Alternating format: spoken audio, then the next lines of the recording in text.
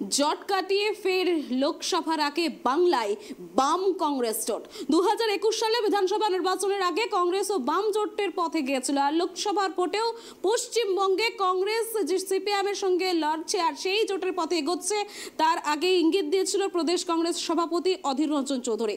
এবার তা স্পষ্ট করলো প্রদেশ কংগ্রেস সভাপতি। তৃণমূল বিজেপির বিরুদ্ধে লড়াইয়ে বাংলা যে বাম কংগ্রেস সব সময় একই সাথে থাকতে চায়, শুক্রবার সেই বার্তায় দিলেন প্রদেশ কংগ্রেস মুখপাত্র সৌম্য আইচ। কি বলেছেন তিনি শোনাবো। তাদের সাথে বন্ধুত্বপূর্ণ আলোচনা করেই আমাদের মার্ক্সবাদী কমিউনিস্ট পার্টির সাথে আলোচনা হয়েছে। প্রথম দফা ক্যান্ডিডেট নির্বাচিত হয়েছে, তারা অলরেডি প্রচারে নেমেছেন।